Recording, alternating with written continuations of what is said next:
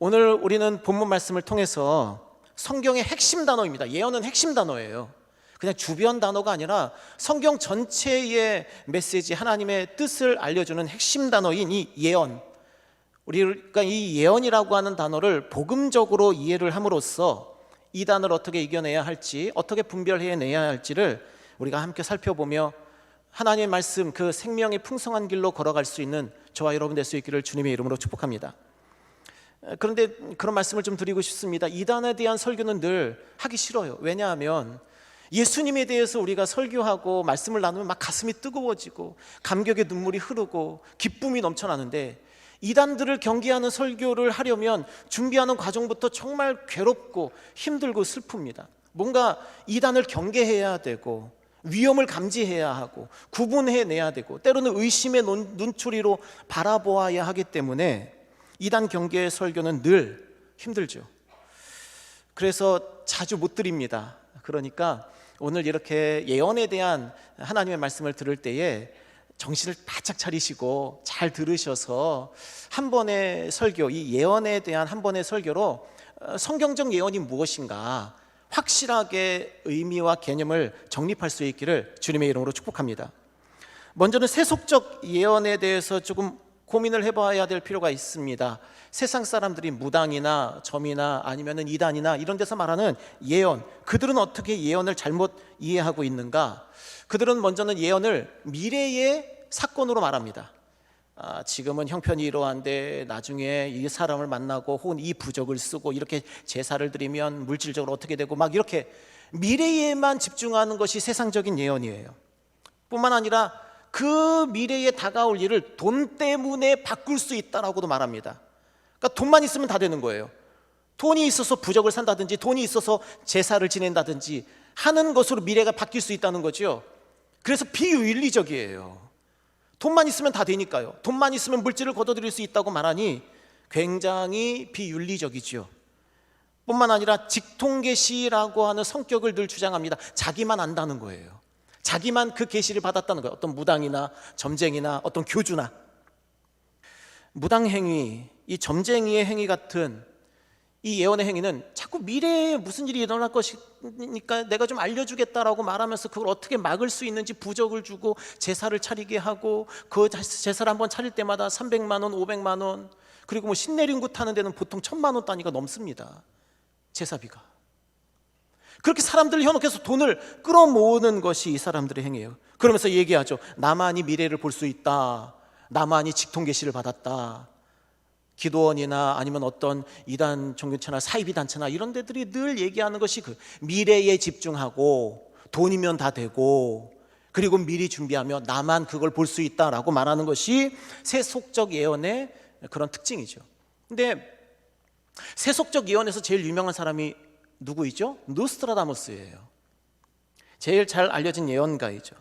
점성술을 이용해서 쿼티렌이라고 불리우는 천여 편의 사행시 모음집, 이것을 가리켜서 후대의 사람들이 이렇게 저렇게 해석하면서 예언가였다라고 말하는 노스트라다무스. 그런데 이런 세속적인 예언은 누가 해석하느냐에 따라서 말 그대로 코에 걸면 코걸이, 귀에 걸면 귀걸이가 되어버리는 그런 식구에 다를 바 없다라고 하는 것이죠.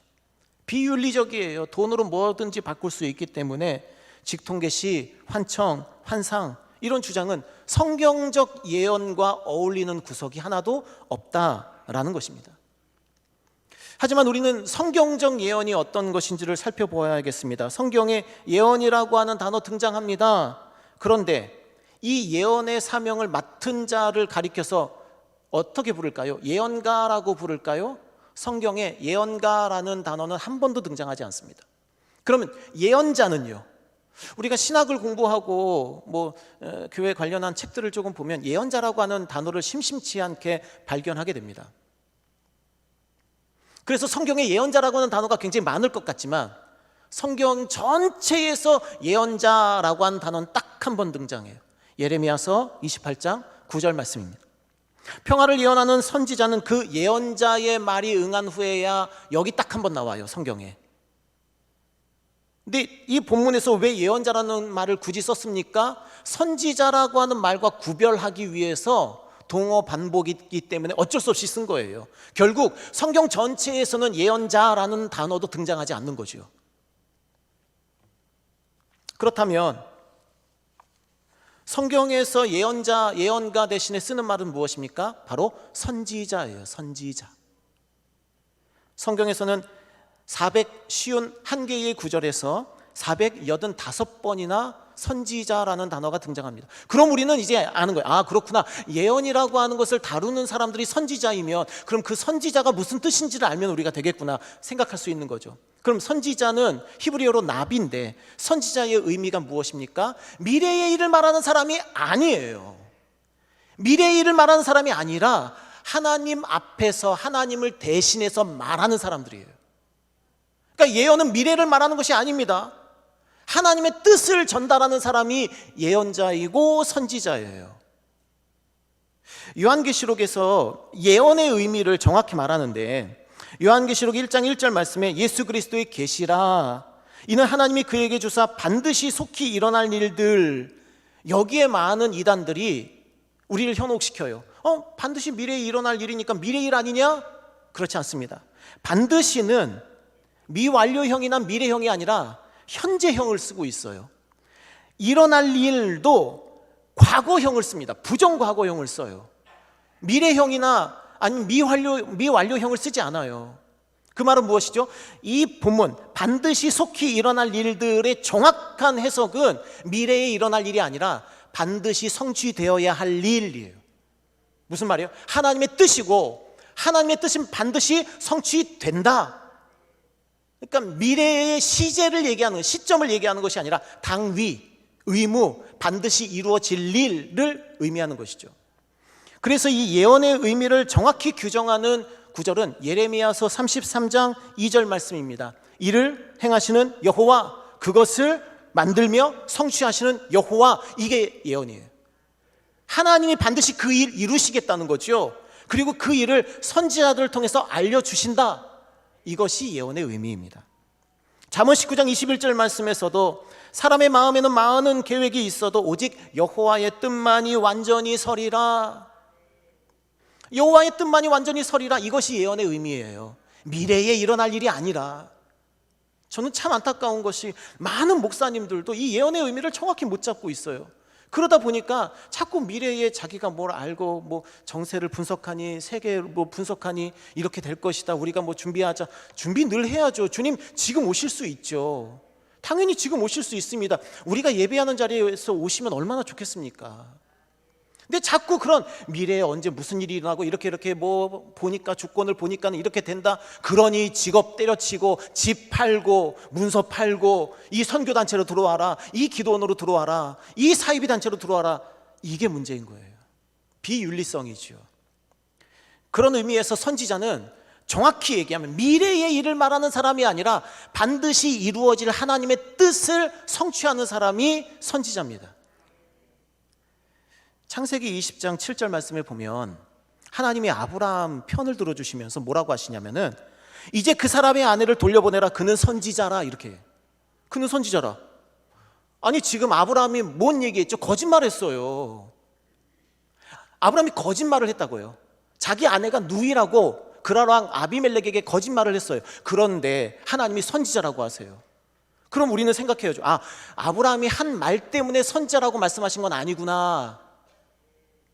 그럼 왜 아브라함을 선지자라고 부르셨습니까? 그 이유의 말씀에 7절에 그가 너를 위하여 기도하리니 너가 살 것이다. 하나님의 뜻이 이루어질 수 있도록 아브라함을 사용하시겠다. 아브라함이 기도할 때에 하나님의 뜻이 성취될 것이다. 하나님의 뜻의 성취와 관련이 있는 거예요.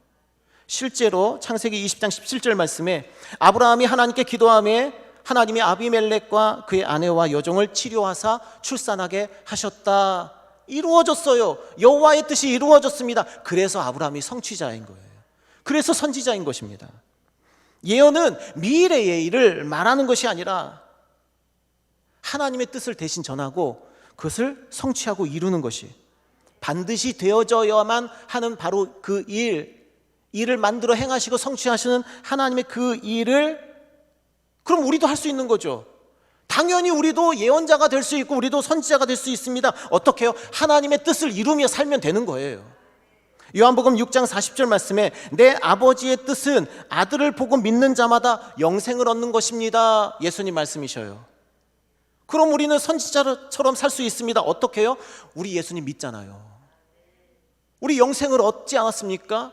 우리 하나님 나라만 바라보며 살고 있죠. 우리의 삶에 하나님의 뜻이 이루어진 것입니다. 그렇기 때문에 이미 우리가 선지자적 사명을 감당하고 있는 거예요.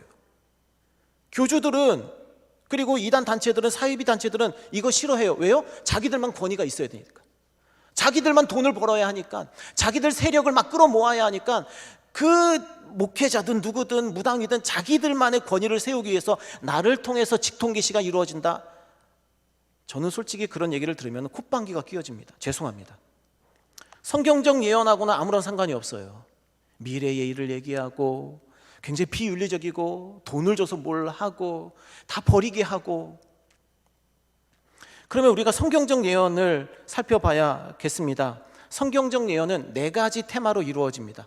모든 선지자들, 성경의 모든 사건들, 구약과 신약 상관할 것 없이 성경 전체에 흐르는 4가지 주제, 이것을 증거한 사람들이 예언자, 선지자들이에요. 이 4가지가 무엇입니까? 하나님이 우리를 지으셨습니다. 창조예요, 창조.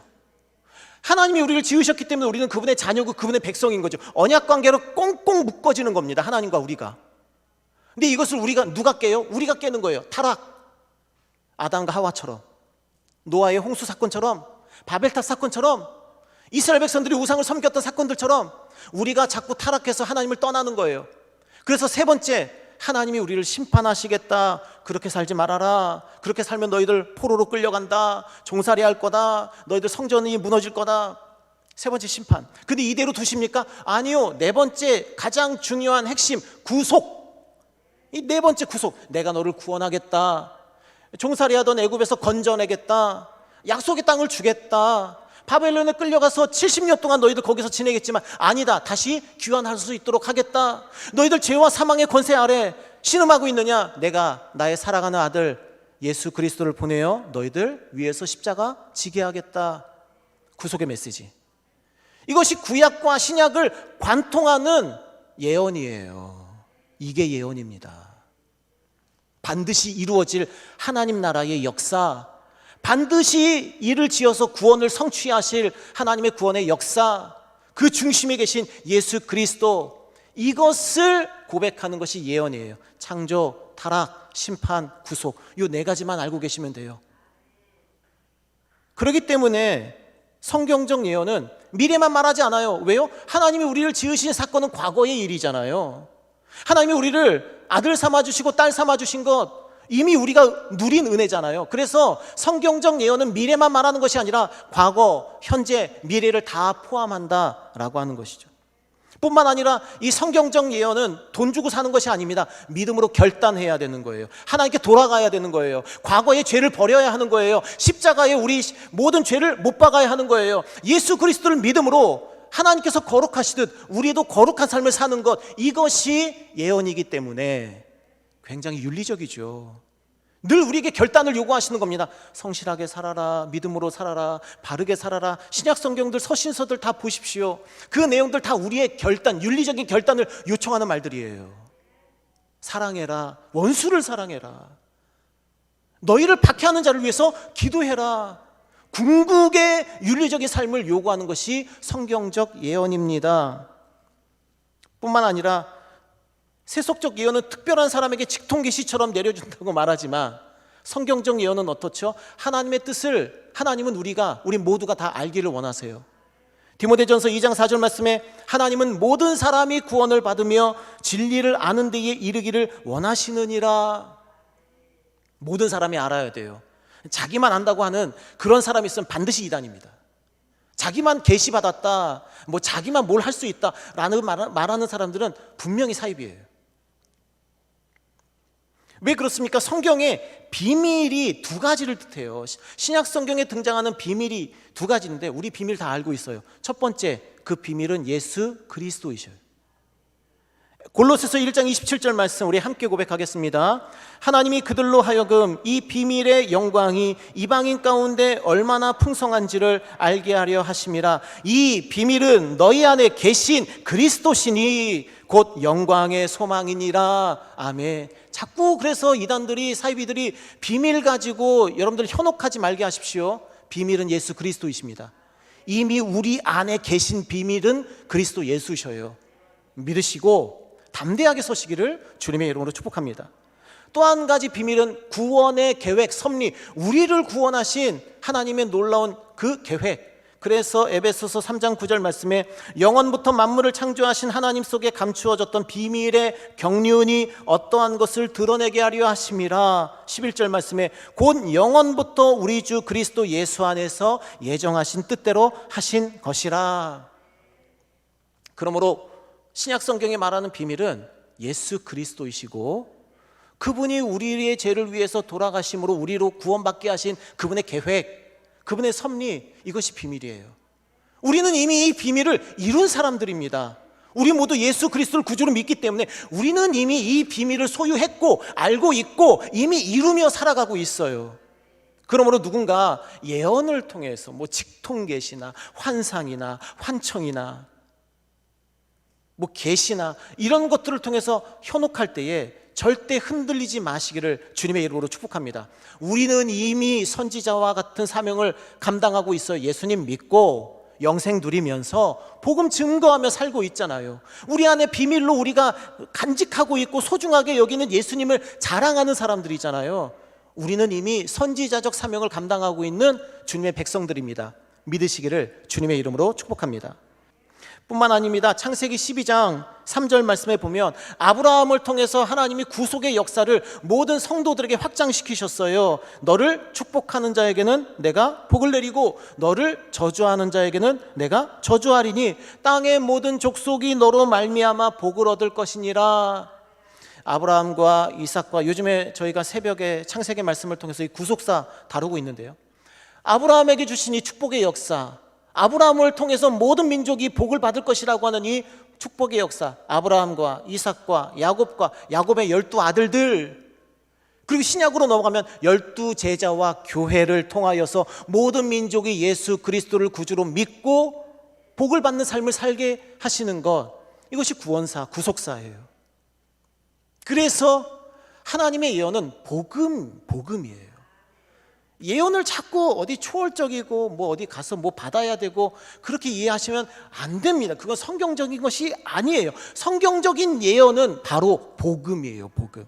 하나님 우리를 지으셨습니다. 근데 우리가 하나님 떠났어요. 근데 그런 우리가 떠난 하나님, 우리를 그냥 두지 않으시고 우리를 돌이키시기 위해서 우리에게 심판을 허락하셨고 궁극적으로는 우리에게 아드님이신 예수님 보내주셔서 구원의 은혜를 베풀어 주시고 영생 주시고 천국 주신 하나님, 창조와 타락과 심판과 이 구속의 역사가 예언이면서 동시에 복음입니다.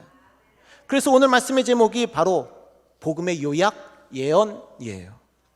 사랑하는 성도 여러분, 우리에게 세상에 무당이나 점쟁이들이나 아니면 사입이나 이런 데서 자꾸 예언, 계시, 직통계시 이런 것 얘기하면서 환상, 환청 얘기하고 귀 기울이실 필요가 없습니다. 우리는 이미 예언을 알고요. 우리는 이미 예언을 받았고요. 우리는 이미 예언대로 살고 있어요. 우리는 예수님 믿잖아요. 우리는 예언을 성취한 사람들입니다.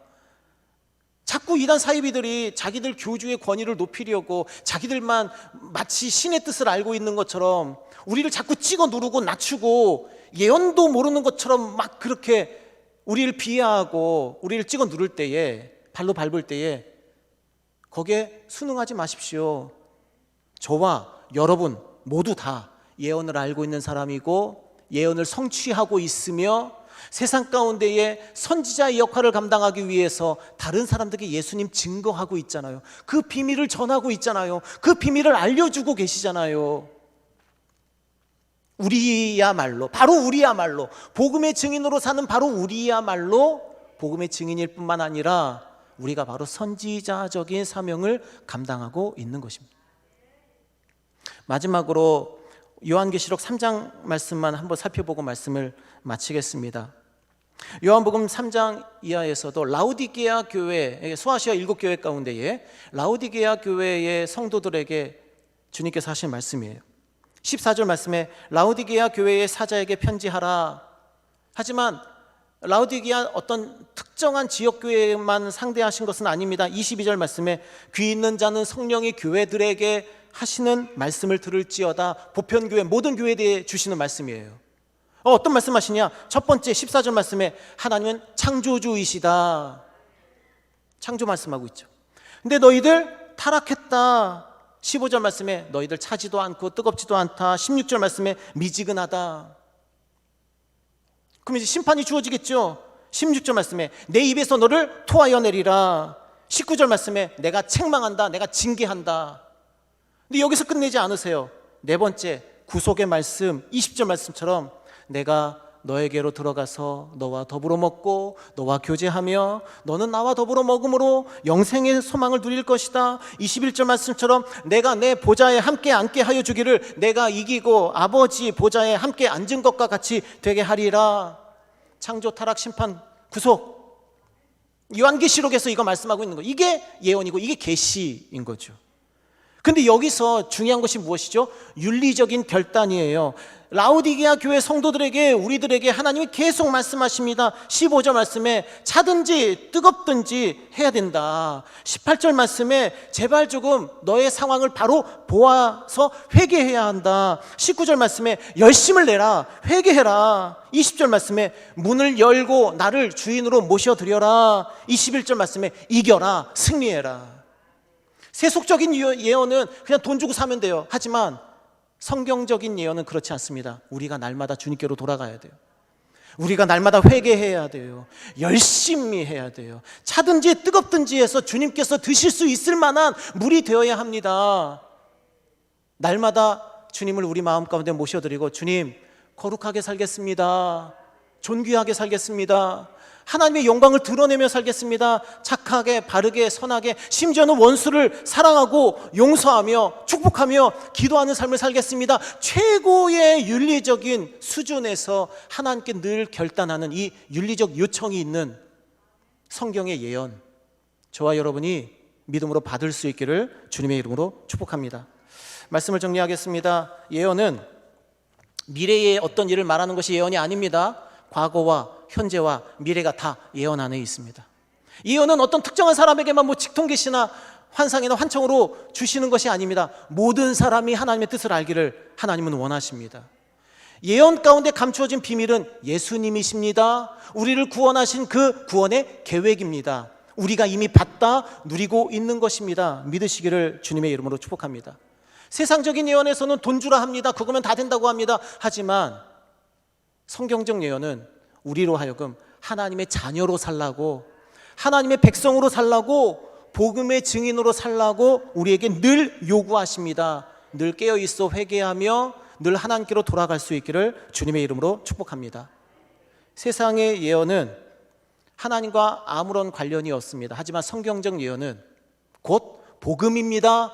예수님의 삶입니다. 창조, 타락, 심판, 구속, 이 네 가지 주제를 늘 기억하셔서 성경이 말하는 예언은 다름 아닌 복음이라고 하는 사실, 예수 그리스도를 구주로 믿고 죄를 버리고 하나님의 백성으로 살아 세상의 빛과 소금이 되라고 하는 하나님의 부르심이신 것을 믿고 고백하며 예언을 이루는 성도들로, 복음을 이루는 성도들로 날마다 살아낼 수 있는 저와 여러분 될 수 있기를 주님의 이름으로 축복합니다.